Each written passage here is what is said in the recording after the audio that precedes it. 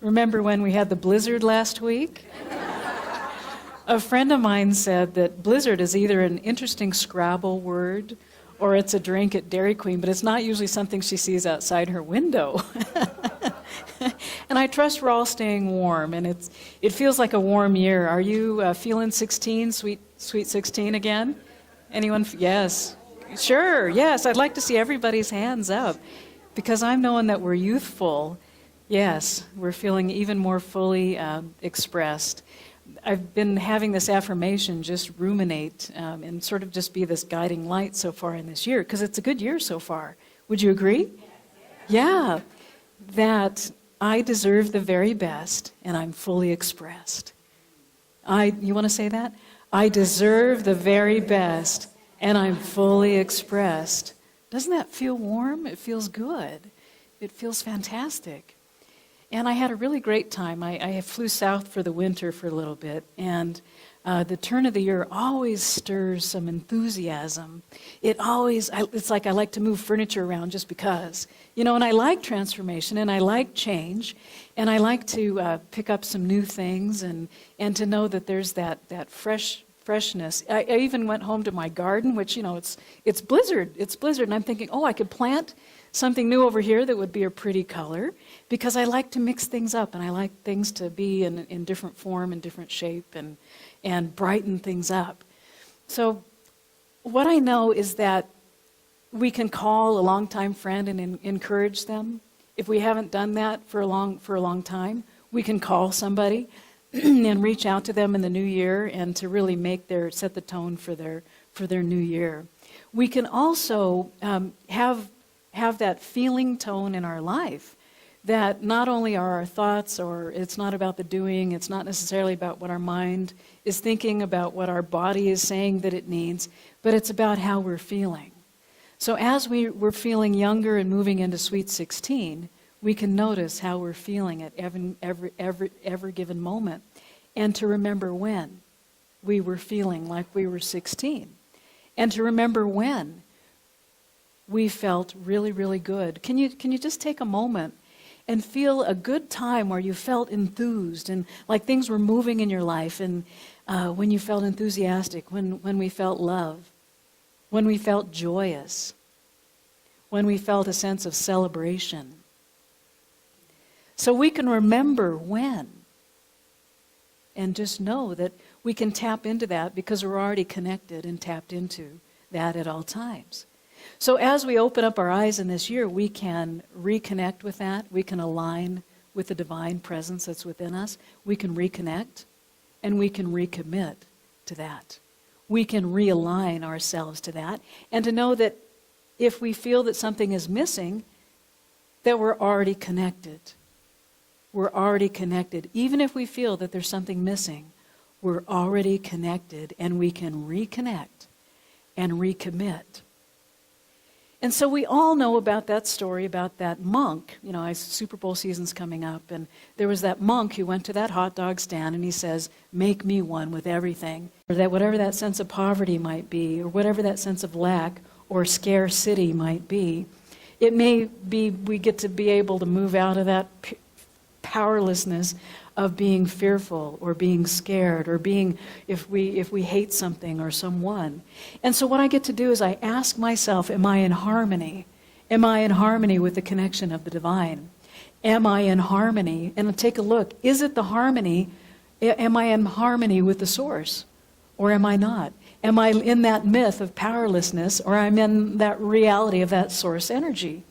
So any thought that's not loving, any thought that's not of that connection, I can remember and have a rememberlution in that moment. And I can feel it fill that jar, or fill that within, to know that it is filled full of that connection with the source, of that loving source. And so it's consistent, and I have that rapport with it. It's almost like I court this presence in the new year, and I have the rapport with it because I reconnect and I recommit to it. So we have the power of intention. And so we can imagine right now, for instance, I had some friends give me some Myers lemons. And and that lemon and how juicy it is. And when you cut into it and you can smell it, you can sense it, even you can know that it squirts out this lovely just freshness, and it's fresh and new. So I brought home a bag of citrus from southern Arizona where I was. And we can cut into it, and it's what's inside that's the juicy stuff, right? Is anybody's mouth watering right now? So our mind, our noggin, just created that image. And it's what happens. There's really no Myers lemon here, but our brain creates that gateway for us. We all are a gateway. We're an access point for the divine. Oh, I get goosebumps thinking about we're the access point. We are that gateway for that experience. So whether it's light or sound or the Myers lemon, we know that there's that juicy gateway that wants to express. And so the question to ask is it a gateway for something that I want? Am I being this gateway of something that I want as I look within and have that Rememberlutions jar, as I express that? And it is that something that is within us. So I know that there's that place that we can live and be that living power fully. That I deserve the very best and I can be fully expressed.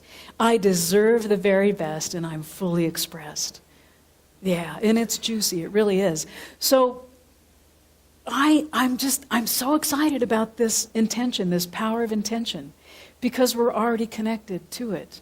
And it is what we can rely upon. We know that we can place our faith in it, and we can move forward in it in this beautiful harmonizing year. So as we're in the harmony of the one source and this one life force, we move forward as this divine expression, as we reconnect and recommit in the freshness and the newness of this new year. So our job, of course, is to make it welcome. And there's a little bit difference between intentions and goals. I just want to touch briefly on intentions versus goals. Goals are often future tense, but much like the Myers lemon, the power of intent is right here in the present tense. We're experiencing that. We're having that image. We're having that show up as our experience, and away from that sense of powerlessness into that powerfulness of that connection of the one source. So powerful people, we're like when we go to the movies, we know that there's that powerfulness of who we are. We can take whatever that light and sound is that's within us and then also showing up in our world. And we're gonna get on with it. And so I think this year is a lot about getting on with it. You ready to get on with it? And yeah, and go back to being that sweet 16, that we're living and being this living power. We're going to get on with it. You ready? Yes? All right, we're ready. So we have this place of, I'm going to give you 4 tips, and it's on page 12. So even if you read one page out of our book of the month, and by the way, our book of the year is this thing called You. If you haven't read it recently, I pick it up and I read the italics out loud. I would read it in the shower if I could. I need a waterproof one that I could take into the shower. It's so yummy. I have one beside my bed. I have one in my car. This thing called You. It's by Dr. Ernest Holmes. That's our book of the year. And then our book of the month, The Power of Intention by Dr. Wayne Dyer. On page 12, even if you read one page, we're going to give you some handy hints to go. He says that we can connect with our natural self, and it's just 4 stages, and it's very easy to remember. You ready for this year to be easy? What if we got on with it, and that it's an easy year? We have a silky smooth path that's laid out before us, and we can walk along that path. Number 1, it might take a little bit discipline, might take a little bit of those Rememberlutions, and have a new, fresh outlook on those. That we have these habits of whatever might be a myth and might be powerlessness. We might want to have a little bit of discipline to live in integrity with our true self. We live as this living power and in integrity with our true self. So just a little touch of discipline. And wisdom, too. We get to combine, so add a little seasoning, combine a little bit of wisdom with discipline, which that will then foster our ability to focus. So we, again, focus on that which is within, and we take that jar to go. And so we live in integrity with our true self with discipline, and we can harmonize our mind and our feelings with our bodies, and to know that we're building those beautiful the spiritual musculature that we already have that's within us. And then love. Love what we do and do what we love. Love what we're offering, share our enthusiasm. I touched base with my former sister-in-law, Jeannie. We call her Jeannie Beanie. She plays racquetball. And so she reminded me, my husband of 21 years, my husband, Rich, and it's his little sister. Yeah, husband. And she plays racquetball. And so she reminded me of having a strategy of the game. And so she has a strategy, and she studies. She practices all of her strokes for racquetball, and she has fun. A lot of it's being social. But she practices all of her strokes and the strategy of her game, and she loves it. She loves what she does, and she studies those strategies for her game. We here at the center have some wonderful classes coming up. We have a wonderful workshop this afternoon with Nadine Wilcox. If you want to tune into your enthusiasm, your intuition, and set the tone for the year, we've got it going on right here. If you want to tune in for the year, we've got it going on right here. And that's at 11:30 here, so I'm glad Nadine's here. We've got a whole bunch of other good stuff going on. And then to be engaged. So when Jeannie gets on the court, she's engaged.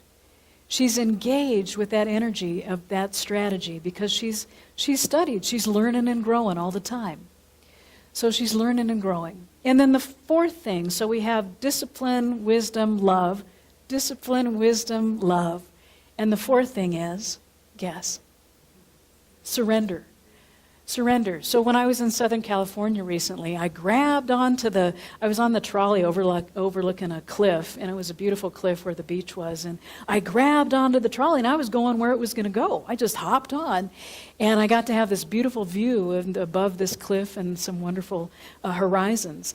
And so there's this place of intent. That's what Dr. Wayne Dyer says, is we grab on and we just hang on because we know that we're cruising along, and there's that place of intent where we're in connection with our source as we reconnect and recommit to that, and we move with intent. So you ready to move with intent? The power of intent? Yes? Yes? Great. I think we got it. I think we're ready to go. So just knowing that there's that place of celebration and basking in this place where, yes, we are connected with His infinite presence, and knowing that there's pure possibility, pure potentiality of this presence, of this one power, and being of this oneness, being of this living essence and this source energy. It is living and moving and breathing itself as this divine essence, as this powerful source and this life force of which I am always connected with. And in this connection, I remember and have a sense of remembering of who I truly am, in this connection with the divine. And it is the very same power that where the flowers blossom. It is the very same power where the acorn becomes the oak tree. It is the very same power where micro dots and micro cells become humans, become this creative expression. And knowing that there is that which I deserve the very best and live a life fully expressed in health, in inner peace, in prosperity, in the beautiful relationships which unfold as I'm remembering who I truly am, and I'm sweet 16 once again. And so I'm grateful for this time, knowing it is a beautiful time and a beautiful fresh new beginning, a happy new year and a happy new you, and knowing that there is that expression of being brand new and fresh and beautiful. And so I'm grateful as I release this word into the creative medium which acts upon it and knows exactly what to do and how things are unfolding in the most beautiful and loving and kind way. With a deep sense of gratitude, we say, and so be it, and so it is.